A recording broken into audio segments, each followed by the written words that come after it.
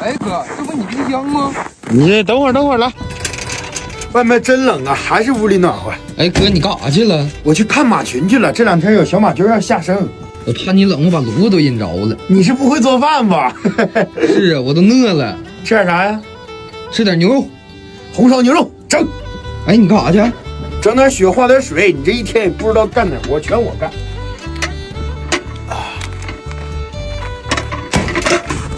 哎哥，你咋瘸了？让马踢了。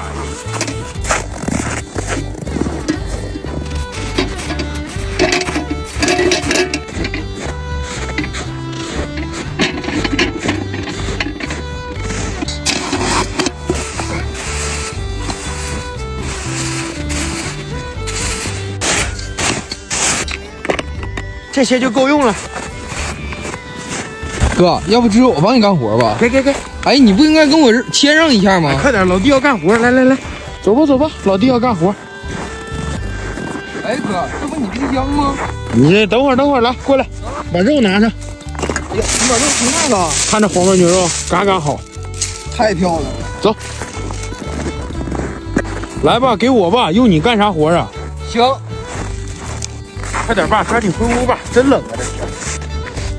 哎哥，你这一瘸的，让我想起植物大战僵尸了。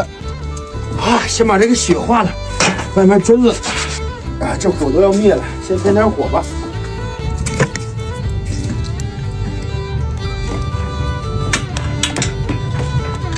咱把肉拿出来，先把血化开。咱趁这个血化的功夫啊，给这个牛腩改个刀。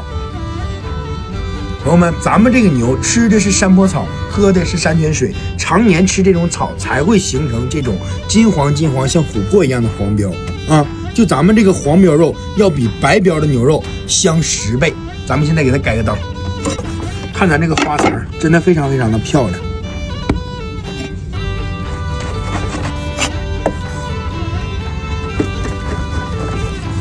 朋友们，咱们肉已经改完刀了，看这大块肉，吃着得老爽了。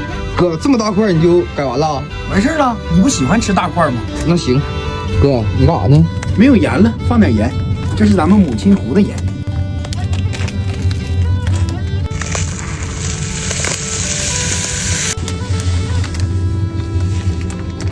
血化开了，把黄焖牛肉下里。现在加入秘制调料，首先老抽酱油搞里头。我上通辽旅游的大酱搞里头，葱姜搞里头，蚝油搞里头，适量就行。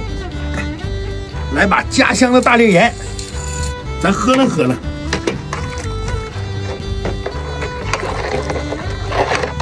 咱扣上锅盖，焖它1个半小时。下个视频开吃，点赞加关注，谢谢。